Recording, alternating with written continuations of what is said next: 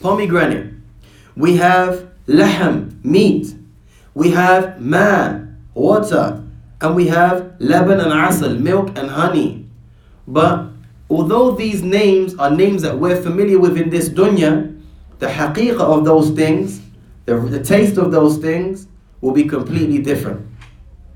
So for example, what we know to taste like milk or honey now, we will have those things in paradise, but it will be completely different. Why? Because Allah subhanahu wa ta'ala has prepared for al-muttaqeen مَا لَا عَيْنٌ رَأَتْ وَلَا أُذُنٌ سَمِعَتْ وَلَا خَطَرَ عَلَى قَلْبِ بَشَرٍ. Allah has prepared for the pious believing servants that which no eye has ever seen, nor no ear has ever heard, nor has it entered the heart of any man. لقول النبي صلى الله عليه لقول الله تبارك وتعالى في القرآن فلا تعلم نفسا ما أخفي لهم من قرة أعين. Nobody knows, no soul knows the delight of the eyes that has been reserved for them, i.e. in paradise. No soul knows. So no matter what we have in the dunya that share the same names of things that we're going to have in the akhirah, the reality is not going to be the same. Because no soul knows exactly what it's going to be like. If they did, it will be a contradiction of this ayah. And also the Hadith Qudsi, wherein Allah subhanahu wa ta'ala says, which has been collected by Imam al-Bukhari, يقول الله تبارك وتعالى أعددت لعبادي الصالحين ما لا عين رأت ولا أذن سمعت ولا خطر على قلب بشر. نفس المعنى يا إخواني وأخواتي في الله. جيد. And then the Shaykh goes, فَلَا تَظُنُّ أَنَّ الرَّمَانَ الَّذِي فِي الْجَنَّةِ كَالرَّمَانِ الَّذِي فِي الدُّنْيَا. Do not think that the Raman, the pomegranate that we have in this dunya is going to be the same pomegranate that is in the hereafter. بَلْ يَخْتَلِفُ بِجَمِيعِ أَنْوَاعِ الْاخْتِلَافَاتِ. It will be different from all angles. It will be different from all angles. Perhaps the only thing that will be the same is the look. But as it relates to the taste and the reality of it, it will be different. لقول الله تبارك وتعالى, the ayah that I just mentioned, فلا تعلم نفس ما أخفي لهم. No soul truly knows what has been reserved or hidden for them من قرة أعين, from the delight of the eyes. And Allah تبارك وتعالى knows best. With that being said, we are going to end now. One thing I want to mention, guys, and I'm so actually surprised that nobody has asked this question. This man, what was the man's name, Abu Sumayya? Nobody knows. MashaAllah, tabarakallah. Who is the name of the Rawi, alladhi yarwi al-hadith? Abu Hurairah? La. Man? Man? Huh? La. Jabir. أيوة Abu Abdullah, Jabir ibn Abdullah. His kunya was Abu Abdullah. Remember yesterday? Abu Abdullah. His name is Jabir, and he's the son of Abdullah. Jade. In this hadith, the man came up to the Prophet ﷺ and said, أرأيت, ما معنى أرأيت? ها؟ لا أنت شوف. Hope you don't mind, أخي. This is the ramifications of missing some of the class and then coming for some of the class. You get bits and you miss other bits. Now you guys have to do me proud now, because I've just given them a hard time. If you guys were present when I actually told you the answer and you don't get it right, that's going to make me look really bad. What does ara'ayta mean? At the beginning of the dars, I took some time out to say what means, what ra'ayta means, and I changed the verb accordingly. I said ra'ayta, ra'aytu, ra'aytum. It's like, as you see. Like, what did I say what it means in the hadith? I said this is what it means in the language, but in the hadith it means something else. Please do me proud, akhi. Or if somebody, one of the sisters are there, please write something down, please. Arjukum. Okay, it was a man came to. Aywa, that was anna rajulan akhbirni. Jazakallah khayr, Ismail. I'm gonna pay you later, akhi, man. Please, I want it later.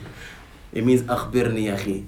Here, ara'ayta means, you see in the hadith, in the Quranic ayah, ara'ayta alladhi yukadhibu bid-deen. Have you seen the one yukadhibu bid-deen, denies ad-deen, right?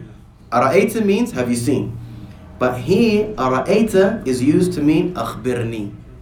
هكذا اللغة يا أخي. لا تقول كيف. هكذا اللغة. هكذا قال الشيخ. ها؟ أرأيت. Tell me, inform me. إذا صليت المكتوبات. If I were to pray المكتوبات. Alright? So the man is asking, and think about this, guys. He never came to the Prophet ﷺ and asked him for no dunya. He never came to the Prophet ﷺ and asked him anything except that which was important to him. What was that thing? Al-Jannah. You guys with me? This is the goal of every single Muslim. But sometimes in the dunya we get sidetracked with the glitz and the glamour and the women. And sometimes our focus can be transferred from what we should be focusing on, which is Al-Jannah, to things that are just asbab in this dunya. And that's no disrespect to, women, or, if somebody wants to seek a halal means to provide for their family, no disrespect at all. But at the end of the day, when we look to the Salaf, this is the kind of things that they were concerned about. He was concerned about paradise and entering paradise. Anyway, he said, if I were to pray my 5 daily prayers, that's the meaning. أرأيت إذا صليت المكتوبات وصمت رمضان وأحللت الحلال وحرمت الحرام ولم أزد على ذلك شيئا أدخل الجنة. Is it sufficient for a Muslim now just to pray 5 daily prayers and fast in the month for Ramadan? So the Hadith says. What's that? Of course, but let's say your 5 daily prayers are accepted and your Ramadans, inshallah ta'ala, are accepted. يكفيكم؟ إيش باقي؟ الزكاة و الحج. You understand? How come none of you guys picked it up? Did it cross your mind that how come this man has been, promised paradise if he does these things and he doesn't do anything that's haram? But the other parts of the Shahada haven't been mentioned. It said, qeel, and Allah knows best, that the Prophet ﷺ, he knew from the hal of this rajul that az-zakat lam tajib, lam takun wajiba alayhi. So the man had no need to ask about zakat, because az-zakat, he didn't reach the nisab, that minimum threshold by which zakat is obligatory upon him. Does that make sense? Jade. We have another ishkal. 10. What about Hajj? If you don't have the money for zakat, you ain't gonna have the money for Hajj. Maybe he lived in Mecca and he didn't need money to. It didn't cost no 6-7 grand back in those days. Maybe he didn't have the physical ability to perform. Maybe. But how the ulama mention it, they say that Hajj was the last thing to be obligatory. I think it was either in the 9th or the 10th year. Alright, 9th or the 10th year. So perhaps Hajj wasn't made an obligation at this time. Alright? Hajj wasn't made an obligation this time. Some say that zakat wasn't made an obligation at this time. But then there's an ishkal, because zakat came before Ramadan. You with me? Came before Ramadan. So it couldn't be that zakat hadn't been legislated. So the imkan al-jam', the plausible, what's the word I'm looking for?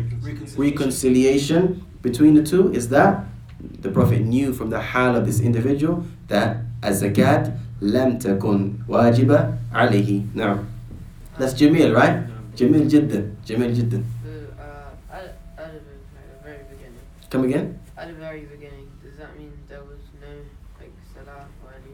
At the very beginning, at the beginning of Al-Islam, there was no salah.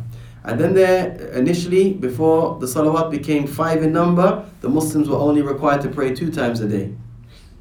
And then the Isra wal Mi'raj happened, wherein Allah subhanahu wa ta'ala allowed the Prophet ﷺ to have a conversation with him. The night journey, the famous night journey.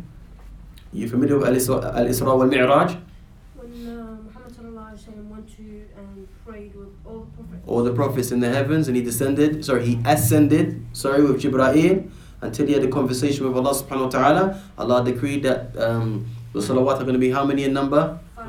50 khamsun salat 50 times a day. Then as the Prophet alayhi salatu wasalam, he went down. Who did he meet? Musa. وَمَاذَا قَالَ مُوسَى لَهُ Ask Allah to reduce it. إِرْجِعْ إِلَى رَبِّكَ. Go back to your Lord and ask for takhfif. Ask Allah to reduce it because your ummah will not be able to manage it. So he decreased by how many? ثُمَّ until it reached down to 5. حتى 5. What did Musa say? Alayhi salam. He said, go back. And what did the Prophet alayhi salatu wasalam say? I'm shy. Too shy to go back and say, I want takhfif again. So at the mercy of Allah, we only have to pray 5 times a day, but we get the reward of praying 50. I'm going to mention one more benefit, then I have to go. What is the benefit? What do you guys think the benefit is? You guys know what an-nasakh means? Abrogation. An-nasakh. An-nasakh. Abrogation. Abrogation is when something cancels out something else. Alright? قَدْ نَرَى تَقَلُّبَ وَجْهِكَ فِي السَّمَاءِ. We have indeed seen you turning your face to the heavens. فَلَنُوَلِّيَنَّكَ قِبْلَةً تَرْضَاهَا. We will surely direct you to a qibla, a direction, تَرْضَاهَا, that you're going to be pleased with. فَوَلِّ وَجْهَكَ شَطْرَ الْمَسْجِدِ الْحَرَامِ. So turn your face to ماذا? Masjid al-Haram. This ayah came down and abrogated what? The old qibla. Old qibla. Jade. ما ننسخ من آية أو ننسها نأتي بخير منها أو مثلها. The Prophet Allah Tabarak wa Ta'ala says, ما ننسخ من آية. We don't abrogate or cancel out an ayah أو ننسيها or cause it to be forgotten. نأتي بخير منها أو مثلها, except that we come with something that's better than that or the same. These are deleels that a naskh is from our religion. Something is, there's a hukm, then another, Allah subhanahu wa ta'ala reveals something else that cancels it out. And a naskh can only be on rulings and ahkam. You can't have naskh of a khabar, a story that happens. A story either happened or it didn't happen. You can't make naskh of a story. But as it relates to rulings, face this direction when you pray. Okay, now I want you to face this direction when you pray. Pray 50 times a day. Now I want you to pray 5 times a day. Right? And naskh is from the religion. My question is to you. The salawat went from khamsun to khamsa. What is the benefit in us knowing that it went from khamsun to khamsa? What do you guys think? Definitely makes it easier, 100%. Very good. And it's a demonstration of Allah's rahmah. It's a demonstration of Allah's rahmah. Excellent. What else? Ashendek. How easy Islam is. How very, very easy Islam is. Excellent. How Muhammad tried to help us, and so that. How mashallah tabarakallah, how we try to help us. Yeah, I'll accept that. What else, guys? There's one thing that I'm looking for specifically. Now. Is it that Allah wants us to be in constant remembrance of Him? Jade, I mean, yeah, I mean, you're not wrong. You're not wrong. Remember Allah often. Yeah, you're not wrong. Ashendek. You don't think 5 is a lot, because compared to 50, 5 is small. But if someone said 5 at the beginning, you'd be like, oh, that's a lot. But compare that to 50, 5 is... هكذا أريد. Guys, we're human beings, we're not robots and we're not angels. Alright? We're not robots and we're not angels. Sometimes it could come to a person that the ibadah becomes thaqila. Sometimes you may think, I'm tired, Isha, it's 11 o'clock. It's thaqil, right? It's heavy on you. I want you to catch this benefit. I'm going to wait till you come back. I can hear from... Okay, Jay. It'll be literally 2 seconds. Sometimes worship can become thaqila. Or a woman may say, it's summertime, it's too hot for me to wear, it's thaqeel for me to wear hijab, and maybe if she wears niqab and gloves and stuff like that. Some elements of the religion may feel thaqeel, heavy, burdensome on the person. However, when you know that the ruling went from ashad to akhaf, yani something that was more stricter, if you like, more difficult to do, and then it went to akhaf, we benefit by saying, anytime we feel these emotions of burden and the worship being heavy, we say, look how merciful Allah subhanahu wa ta'ala was, or is. It used to be 50 and now it's only 5. And inshallah ta'ala, that reflection process will give you some nishat to carry out the action. Because you say, alhamdulillah, I'm only doing 5 and not 50. I'll give you a quick story and I like to end on a story. One time I got a daughter, right? she's a pain in the backside sometimes. Excuse my expression. So she was being naughty. So I went from a shed to a khaf. I said, you want to go bed? She's like, no. I said, all right, sit down. So the fact that I said, you want to go bed, she didn't want to go bed. So if I went to her, sit down, she would sit down and play again. Sit down, she would sit down and play again. Do you want to go bed? I went from a shed. So she was like, no, I don't want to do that. So she felt like sitting down now was a luxury. It was a rahmah. And I done it. When I did it, because I was learning about a naskh at the time. It was hilarious to me, and I found it funny anyway, even if nobody else laughed. Subhanaka Allahumma wa bihamdika, ashhadu an la ilaha illa ant, astaghfiruka wa atubu ilayk. Jazakumullahu khairan ikhwani for coming. We'll continue next week, inshallah ta'ala, from hadith number 23. Please read it before we come to class, and if you can, memorize it. Jazakumullahu khairan. Let me stop this as well. Okay. I don't know what happened.